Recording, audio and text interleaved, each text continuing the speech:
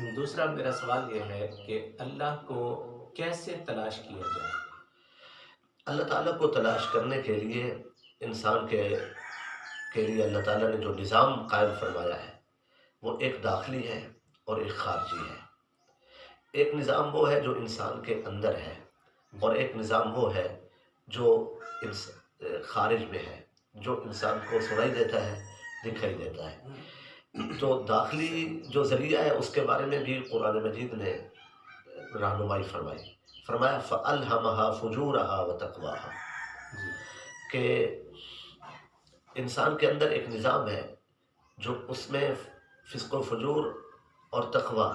دونوں کی صلاحیتیں ابھارنے کا ذریعہ ہے۔ جی تو انسان کے اندر ایک ایسی صلاحیت ہے کہ وہ داخلی ذریعے سے اپنے مالک کو تلاش کرنے کا حوصلہ رکھتا ہے اور اس جانب بڑھتا ہے، اور اسے کامیابی ایک حد تک نصیب ہوتی ہے۔ جیسے اللہ تعالیٰ نے ارشاد فرمایا کہ وفی انفسکم افلا تبصرون، وہ تو تمہاری جانوں میں ہے تو کیا تم دیکھتے نہیں؟ یعنی اپنے پہلو میں ہی وہ جسے تلاش کیا جا رہا ہے وہ موجود ہے، جسے تلاش کیا جا رہا ہے، جس کی جستجو ہے وہ پہلو میں ہے، اور اسے ڈھونڈا جا رہا ہے بازار میں۔ تو پہلا تو انسان کے داخلی، اور اگر تفصیل اس کی لی جائے تو انسان کی عقل بھی اس سلسلے میں انسان کی رہنمائی کرتی ہے کہ عقل و شعور کے ذریعے سے اور فکر و تدبر کے ذریعے سے انسان اپنے رب کی تلاش میں اپنی ہمت صرف کرتا ہے۔ اور جیسا کہ سیدنا حضرت موسیٰ علیہ السلام کے دور کا مشہور واقعہ ہے کہ ایک شخص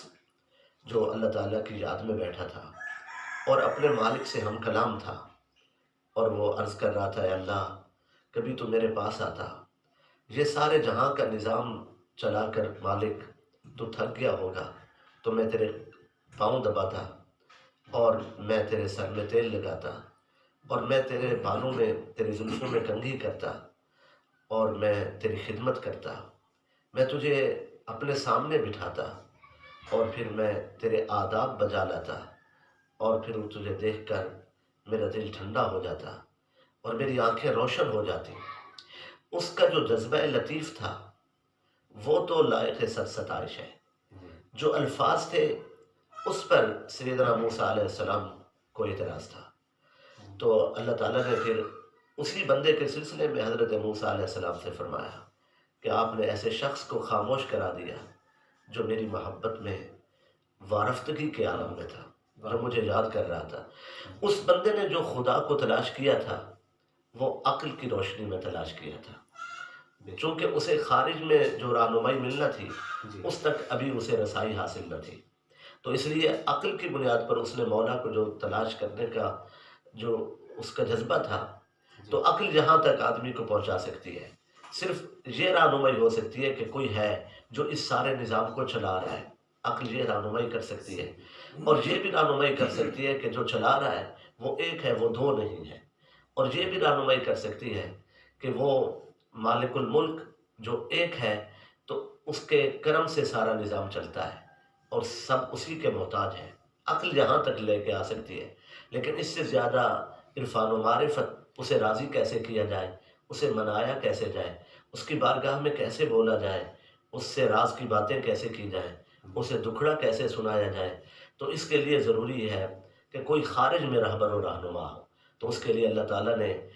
سلسلہ نبوت کو جاری فرمایا تاکہ انبیاء کرام علیہ السلام وہ عرفان حق کے لیے اپنی ہمت صرف کریں اور لوگوں کو بتائیں۔ تمام انبیاء کرام علیہ السلام نے رب کائنات کا تعارف کرایا، معرفت حاصل ہوئی، لیکن یہ تمام جو انبیاء کرام علیہ السلام ہیں، ان نبیوں نے ذات حق وحدہ لا شریک کی نشانیاں دیکھی ہیں، قدرت کے نظارے دیکھے ہیں، اس کے کلام کے نور کو پایا ہے، اور اپنے سینے اس کے عرفان سے منور کیے ہیں۔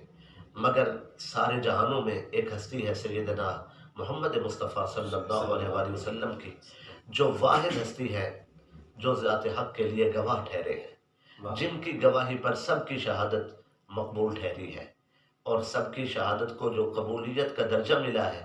وہ حضور صلی اللہ علیہ وآلہ وسلم کی شہادت کے سبب سے ہے، جسے آیت میثاق میں بیان کیا گیا ہے، اور اس کے لیے دیگر بہت ساری تفصیلات ہیں۔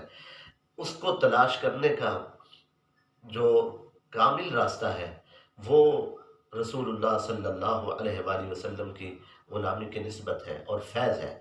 اسی ذریعے سے اسے تلاش کیا جا سکتا ہے۔ اب ظاہر ہے شریعت پر عمل کرنے سے ضرور تلاش کی ایک منزل پوری ہوگی، اب اس شریعت کی روح کو بھی سمجھنا ہوگا، پھر حضور صلی اللہ علیہ وآلہ وسلم کی سنت کو ملحوظ رکھنا ہوگا کہ عرفان حق کی سب سے اعلیٰ منزل پر سرکار صلی اللہ علیہ وآلہ وسلم فائز ہے، جنہیں مشاہدہ حق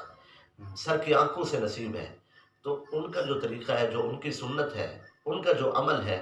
وہ ضرور بندے کو قرب حق کی منزل پر فائز کر سکتا ہے۔